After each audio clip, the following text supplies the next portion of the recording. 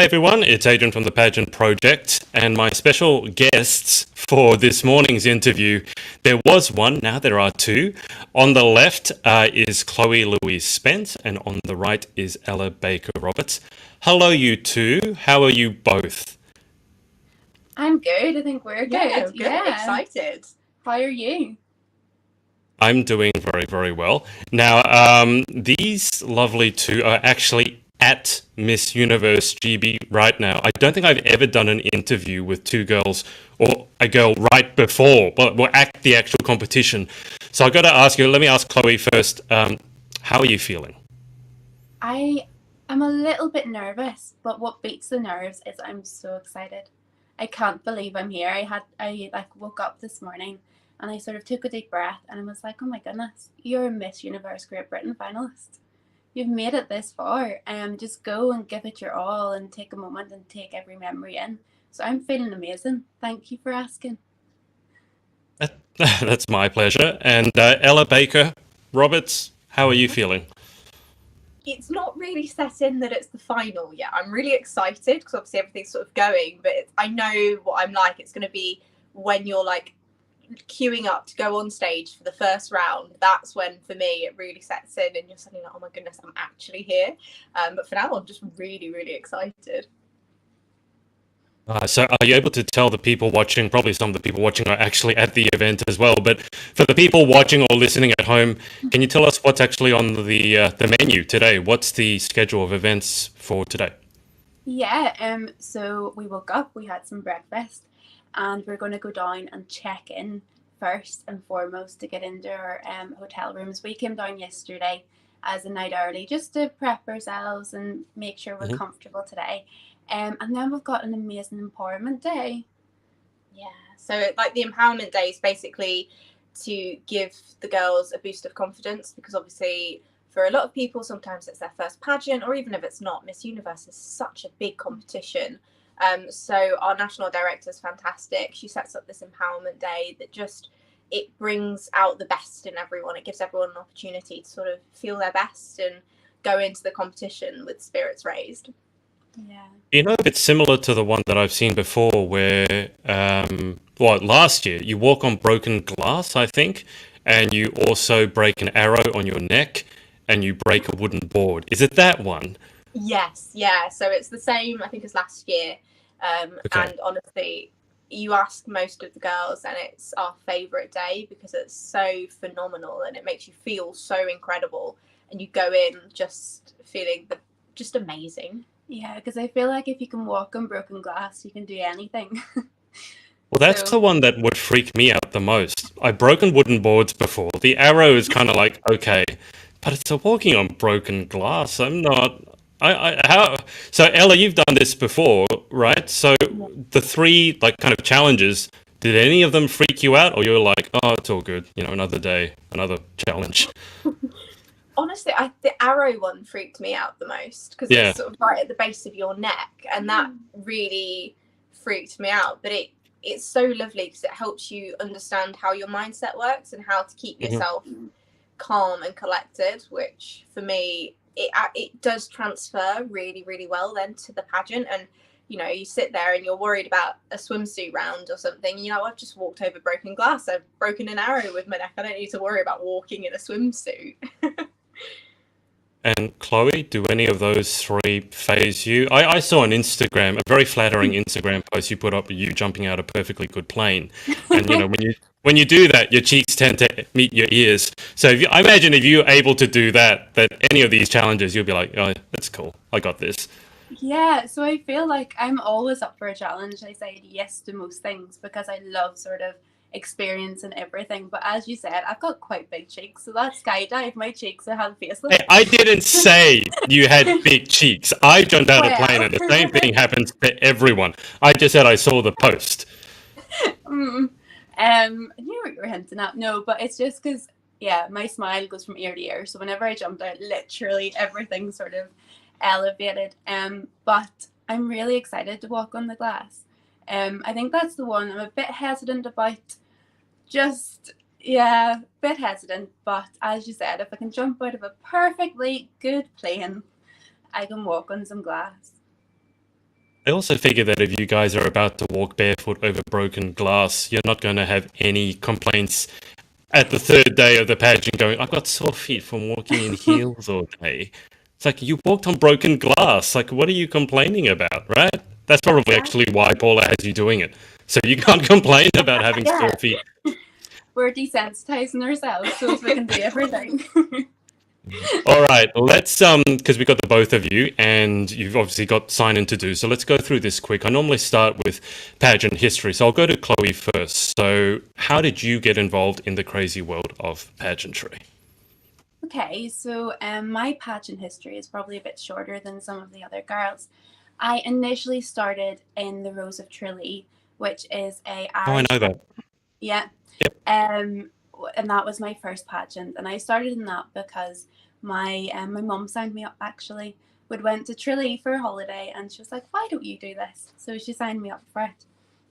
And then from then I got a bit of a buzz, and I got to learn that pageantry is about these amazing, empowering, intelligent women who build each other up, and it's not maybe what people stereotype it as, and there's so much more to it. So then my sister got married, and she had a makeup artist at her wedding called Olivia Muldoon, and she was doing my makeup, and she asked me to come back for a photo shoot, and I'd never done any sort of modelling before. And at that photo shoot, she spoke to me about Miss Northern Ireland. And from then, I applied for Miss Northern Ireland and became second. Yeah, so became first runner-up in Miss Northern Ireland in 2019. And then repeated that again in 2020. I came top 10. So that's my short history. But doing Miss Northern Ireland, I believe the strength I found in myself, the confidence I found in myself and other women, we were saying last night, that's a sisterhood. And as cheesy as that sounds, we have found that we're sisters already after 24 hours together. So this crazy world of pageantry, I wouldn't not do it. It's incredible, and I'm glad that I do have this history with it, and I'm gonna develop that and do Miss Universe Great Britain now. I forgot. I should have referred to you as Dr. Spence, shouldn't I? Oh yeah.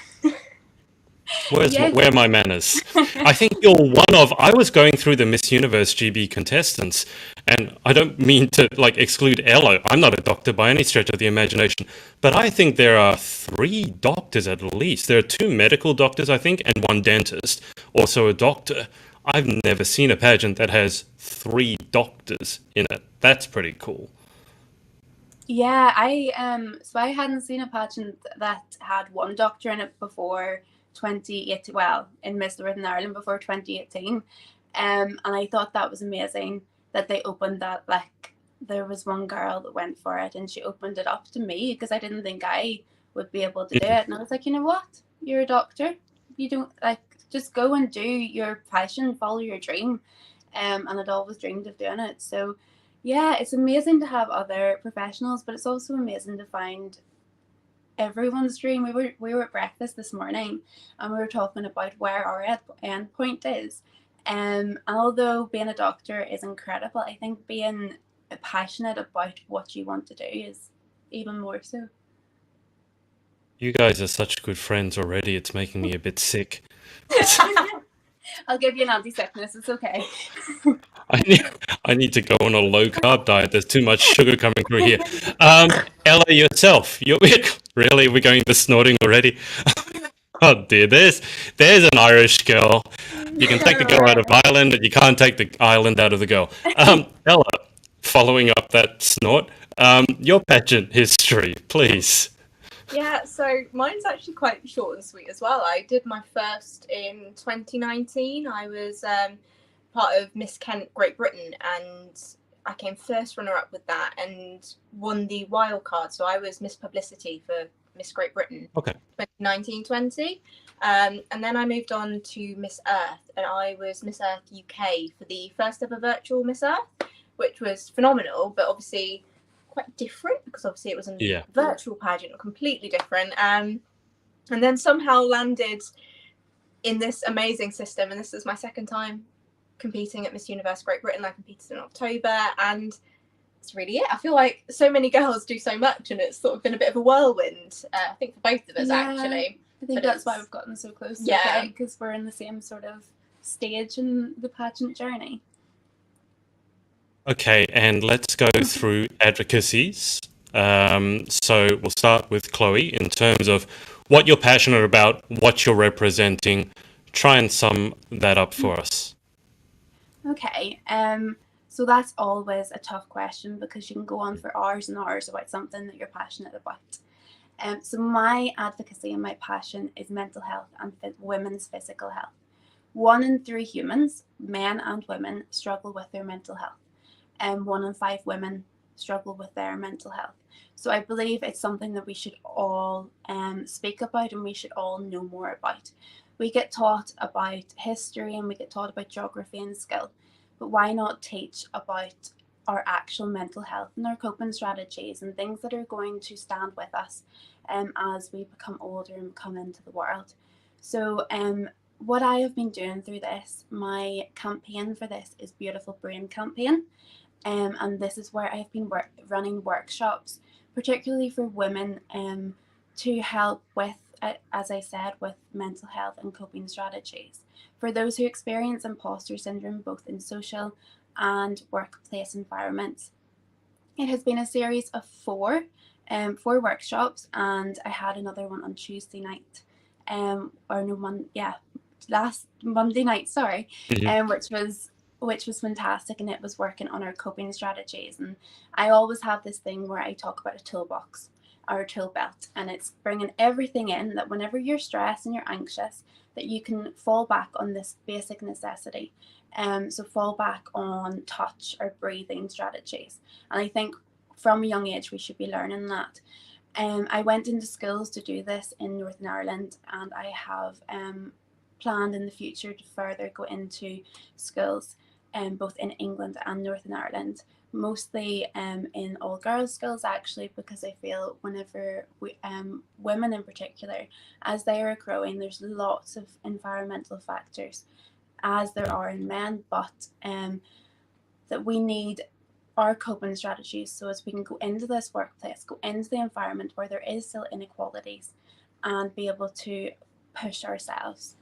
So that's my advocacy, and my mental health has been my passion because from a personal point of view and from a familial point of view, there's been mental illness. So I believe that we can change the world. We've got one, sorry to go on, but we've got one part of our brain called the amygdala, and this is the fear and love and hope center. And you're probably going to call me cheesy for this, and we were laughing about this earlier, but whenever you talk to a pageant girl, it's always peace and love and hope. The amygdala in the brain is this center, and it was shown in Buddhism that through hours of meditation, they changed their fear center and they changed their anger, and not necessarily put it into hope, but altered the connections within the brain. So whenever they did feel a bit angry, they could make it more peace.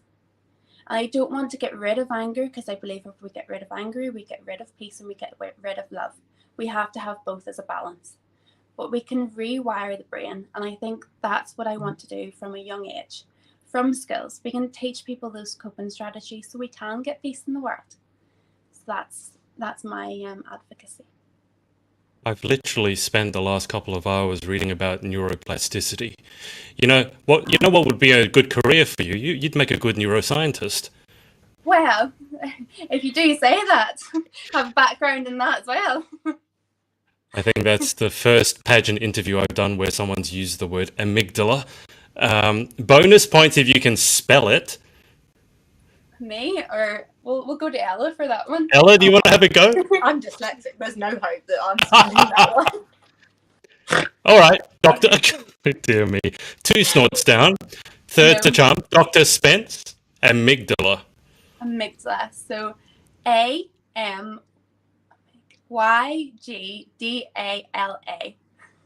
She's gone and done it.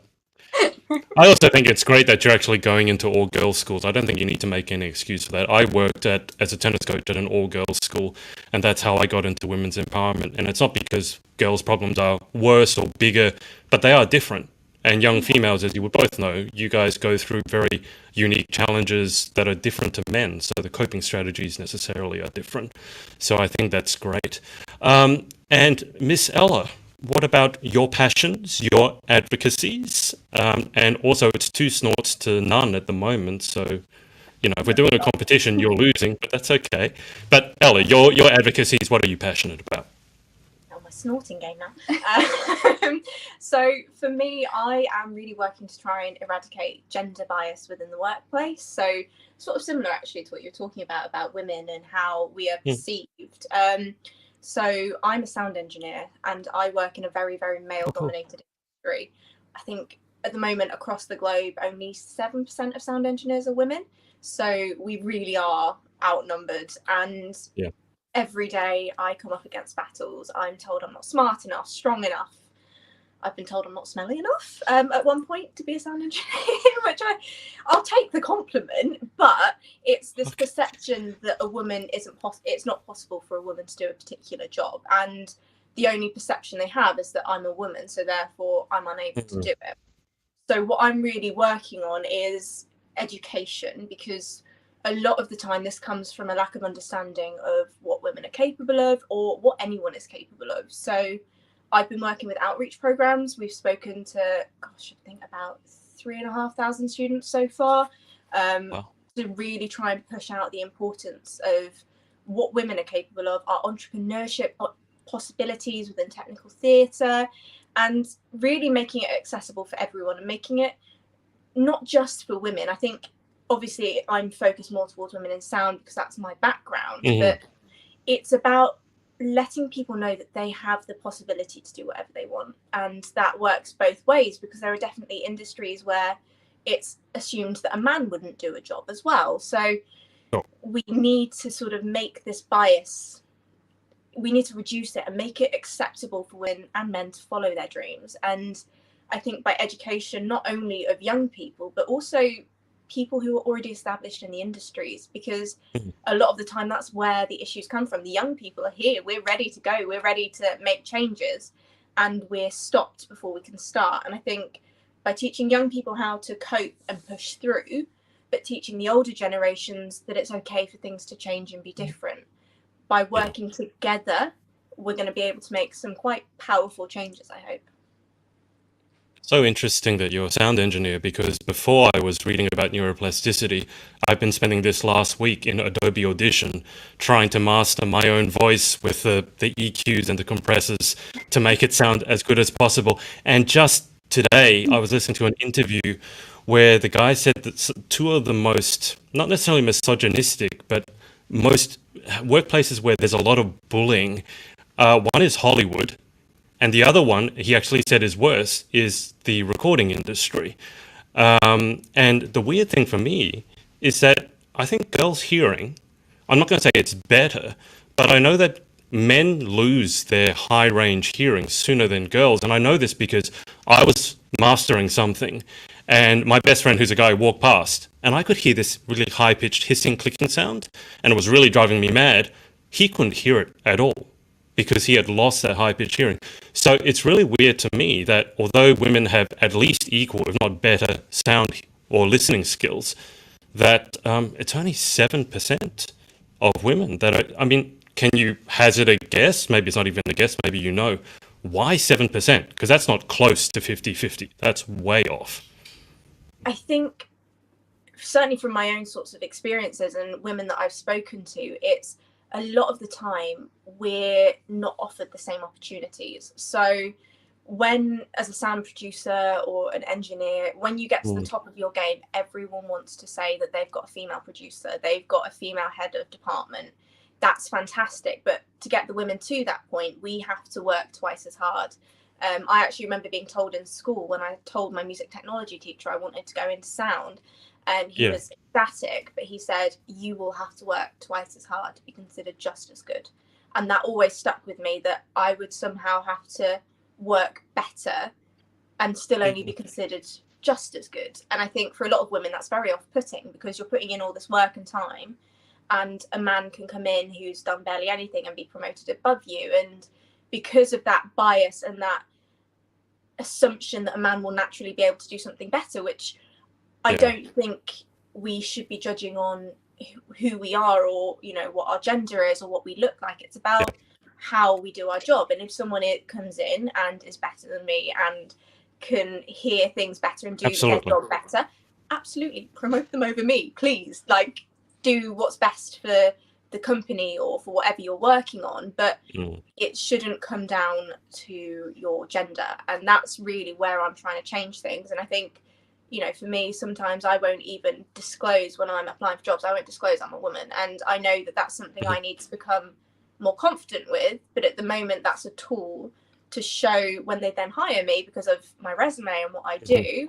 I then walk through the door and they're surprised I'm a woman, and I'm able to then, I have my foot in the door. I'm able to show them and change their opinion, because at the end of the day, I think the easiest way to change I don't want to say misogyny, because I think it's not just against women. It's a prevailing attitude, or maybe it's an old school attitude. It's an old school attitude, definitely. And I think the easiest way to show them that that has changed is just to do it. Come in there, and when I come in and I'm setting up, I just walk in and I do it, and I show them that I can do it, rather than trying to talk through it. I think actions speak louder than words. Yeah. Chloe, in your profession, have you found similar challenges that Ella just outlined, in terms of having to work twice as hard to sort of even break even? Yes, so as Ella was just saying there, I was just thinking about it. So at the moment, I'm a junior doctor, so what we do is we do different placements throughout the 2 years. We're qualified as a doctor, but just so as we know what line we want to go down. And currently I'm in surgery, and surgery is still predominantly male dominated. Yeah. It's a very, very interesting specialty, but it is male dominated, in so much so that the majority of consultants are male, and the majority of regs that are coming along are male also. They make it difficult for women in whenever women want to go off and have children and things like that, that it pushes them back. They have to go part-time, and it's not as forward and open in that. But also medicine as a whole as being, I don't want to say it's sexist a bit, but it is also classist. So I'm from a working class background. I'm from a single parent family mainly, and that's my mum, and my nanny does so much for me. I have no doctors in my family. I couldn't get any work experience because I didn't know any medical professional. And so becoming the first doctor was amazing, and it was the best feeling. But trying to get my foot in the door, both being a woman and from a working class background, was very, very difficult because the money that has to go into it, and then the education that you have to have behind you, and coming from a private education is far better as such than coming from a non-private education. So once I got past that and got through my 5 years of doing medicine, and was like, right, so the working class part's behind me, I've done that for us girls. I'm going to go into schools and show them the way that they can follow their dreams and do medicine and be able to afford it in that way. And you come in and you have a lot of, it's still predominantly white male orientated as a profession, and you get shut down. And I'm not gonna, I get called a nurse a lot of the time, and that's not a bad thing, because I think nurses are absolutely incredible, and it's an amazing profession to do, and the patience that they have, I take my hat off. But I have worked and done probably twice as many years as you'd have to get a nursing degree. I understand. Yeah. And whenever I go in and I get from the patients and the doctors, and it's like, nurse, would you help me with this? Nurse, would you help me with that? Yeah. And I'm like, yes, I'll help you. But I'm sorry, I'm the doctor, and I shouldn't be sorry for that. I have to be, as Ella was saying, we have to come across more confident and say, I'm the doctor and I can help you. And my colleague here is the nurse, and she's fantastic. Yeah. But you shouldn't judge someone just by how they look. Yeah. Absolutely. And I don't even think it's a confidence thing. It's just a statement of fact, right? I mean, you worked hard, as you pointed out, for that qualification. It's one of the hardest qualifications you can get. You know, say it loud and proud. There's no shame in saying that. Now, I'm just cognizant of the time. These two lovely ladies want to get their day started. We've got about 10 minutes before I boot them out. So just quickly, we'll go to Ella first. So in terms of shout outs, anyone you want to give a shout out to for supporting you along your journey? I think my biggest shout out is probably to Paula, our national director, because she's just been so fantastic. She has really pushed us to be the best version of ourselves. To our current queen as well, Emma, you have been so amazing to all of us. She's been fantastic this year. And just all my friends and family who have supported me along the way. Perfect. And Chloe, same question. Yeah, so partially the same answer. I hadn't met anyone in this competition before joining. Way back in February, January time now. So massive shout out to Paula and Emma for making me feel at home and making me feel like part of the family. But also a big shout out to my sponsors for making it possible, who are Jax, who sell your car to jax.com. So I call them Jax Cars as a little pet name. And then to my mum and my nanny and my always supporting friends and boyfriend. So thank you. I do love how you guys. I don't know if it's an Irish thing or a UK thing, but the way that you call your grandmother nanny, it just always sounds so sweet to me. I love it. All right, now, ladies, we finish with the same 10 questions every time. We have two of you, so I'm going to ask you the same question, and you're going to have to hopefully give different answers, but we'll see. All right. So I'll go to Chloe first for question number 1, which is, what is your favorite word? My favorite word. Ooh, bubble. And Ella? I don't think I can top that. No. Power. It's not actually the first time I've heard bubble as as the answer. And the first time I actually heard it, we actually started laughing as well. It's such a funny word. Yeah. Bubble. Okay. So nice. Yeah, it's a very happy sounding word. You can't say bubble and be sad about it. So, to be fair, we'll go to Ella first for this one. So, what is your least favorite word? Moist. There it is. Oh. There's always at least one moist in the room. There's always one moist girl in the room. Chloe? That sounded wrong, but I know, no, it's out there. I can't take it back. Chloe, your least favorite word? Cannot.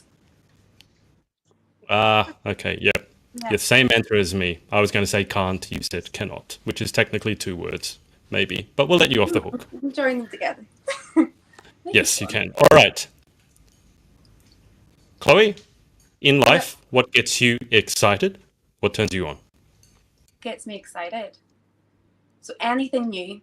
So giving anything a go, any challenge. So whenever I'm told I can't do something and I end up doing it. So skydiving and anything adventurous gets me really excited. And Ella, same question. You stole my answer. No. So similar, yeah, definitely. Being told I can't do something. And also puppies, if we're being honest. Yeah, if we're being honest. You know what I love about the girls in the UK and Ireland? Like, you can have 2 people sitting in the same room from like different sides of the same street, and they have such wildly different accents. I don't think I've ever interviewed 2 people who have the same accent. She literally said can't, and you said can't, and I love it. Okay, Ella. So that was what turns you on. Question 4 was what turns you off. Putting people down and telling people that they're not capable of something. Chloe? Yeah, so very similar. And gossiping and bullying, I just think there's no need for it. You guys have to stop copying each other's answers. No. We've been caught. Oh gosh. You've written these answers down and like you're copying off each other. All right, Chloe, first one to you. Question 5 is, what sound or noise do you love? What sound or noise do I love? I like, that's a tough one. Oh my goodness. So I love country music. And I know it's not necessarily a sound or noise, but it relaxes me. Favorite country artist? Favorite country artist? We were talking about this morning. So I like Luke Bryan. I think I've heard that name. Not familiar, but I know that name. And Ella, interesting question to ask a sound engineer. What's your favorite sound or noise? I feel like we're really going to sound like we're copying each other if I say country again. So I'll say something else. For me, it is probably a mixture of the harp or sort of string instruments when they're played well, and nature sounds. So for me, sort of just being able to sit and open your window and hear all the birds, sort of the wind through the trees, that is just one of the most beautiful sounds I could ever imagine. I played the violin since I was 2, and it's so funny when you say string instruments when they're played well, because there's a reason they say like a violin sounds like someone strangling a dead cat, because when it's played badly, oh, no amount of auto-tune is going to save you. It's terrible. That's really funny. Oh yeah, but it's not easy to play well. So Ella, then, question 6, I think. What sound or noise do you hate? Oh, I hate the sound of chalk on a chalkboard. Not even just the nails. I think it's just the sound of things on a chalkboard. There's something about it that just gives me shivers. It hits the wrong point in my tuning. No. I'm assuming that because of the facial expression that Miss Spence had on her face when you said that she has the same answer. No, I agree with that, but I think my most disliked sound is when you're on the underground, the London Underground. Oh my goodness, the squelching and the screeches and that, it just goes through one ear to the other. It's horrible. Squelching? Yeah. The underground makes squelching noises? Isn't that a wet sound? It's quite disconcerting. It's to be weird. honest. No, I don't know how to describe it. It's just a very Creaky. weird, creaky, screeching more than squelching. Probably not. Yeah, it's not in water. Wondering how much rain there's been in the UK recently. Wow. The underground is literally underwater. All right, Chloe, if you could have any one superpower, what would you pick and why? Oh, we were talking about this in work. So my superpower would be to make everyone feel calm and to bring a kindness across everyone so they feel calm and they feel like they can follow their own dreams. It's sort of like a motivational superpower. So it's just a motivate and calm people into following what they should be doing, what they want to be doing. And yeah, that would be my superpower. And Ella, your choice of superpower?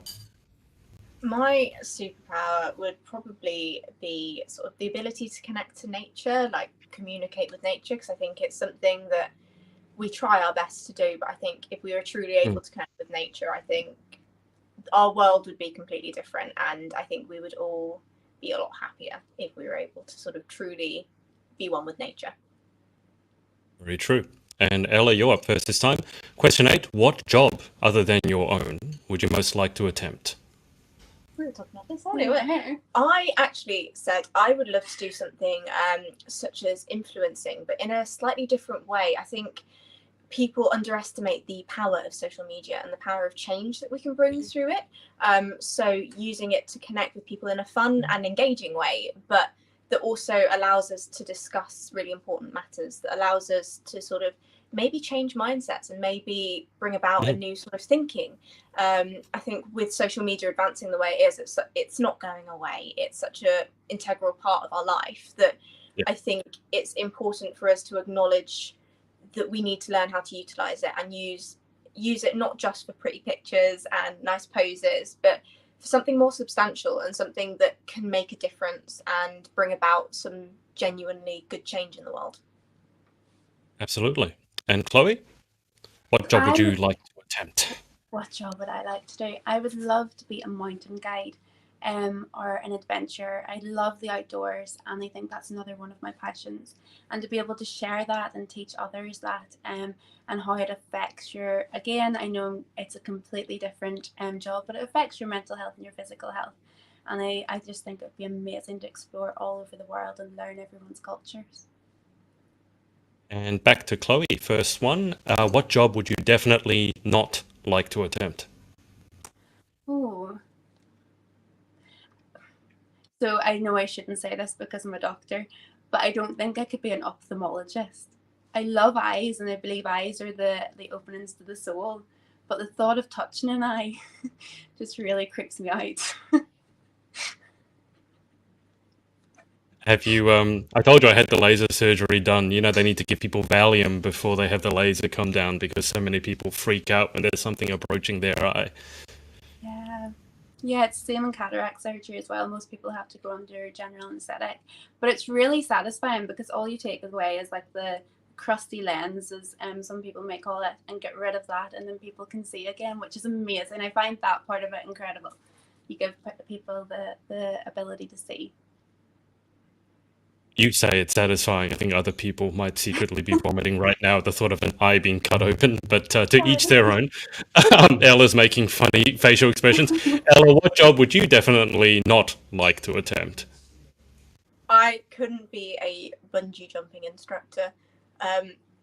The idea of it terrifies me. I don't particularly like heights as it is, and I have these horrible images of just getting to the end of the bungee jump and it just breaking, and I'd be that person that was making everyone feel more anxious. So I feel it's probably best for anyone who wants to bungee jump for me to just not be around in any capacity, especially in one of sort of responsibility.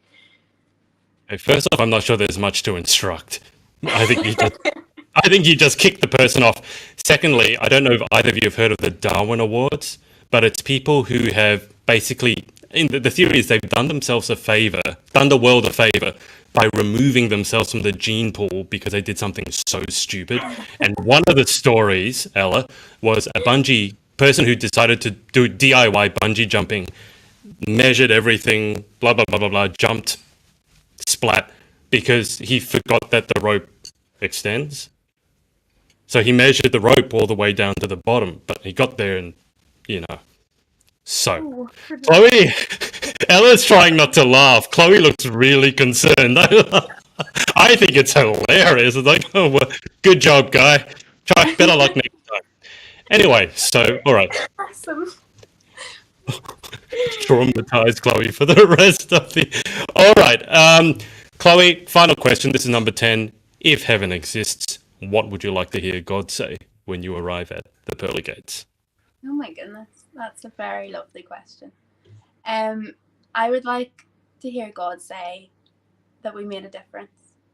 That not necessarily me, but my lifetime, and throughout my lifetime, that the difference was made, and that from that difference he's been able to give a bit more peace and a bit more hope to everyone that's underneath and that's still on earth. And I just love him to give me a hug and say you've done well.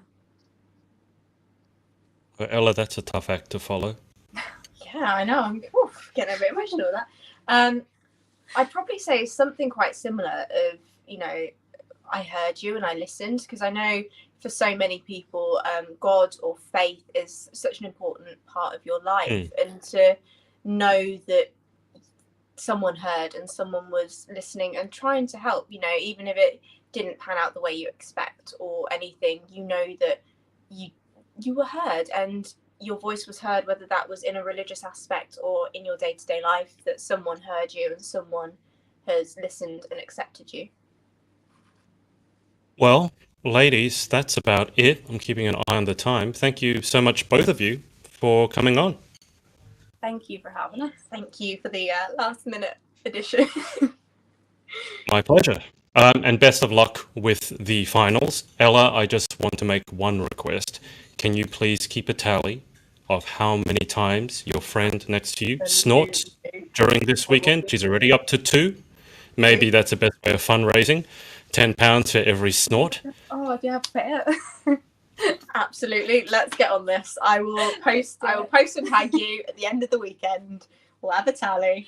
Yeah, we'll raise some money. Okay, perfect. Well, I'm going to thank you too and wish you best of luck and let you get on with your day. We'll say thanks to everyone for watching, whether it's live or on the replay. And we will speak to you next time. Bye for now. Thank you. Thank you. Bye. Hey, thanks so much for watching. sorority access is now open. So if you'd like to join an amazing group of women and learn how to be the most powerful, confident, and impactful queen possible, head to thepageantsorority.com. I'll see you there and see you in the next video.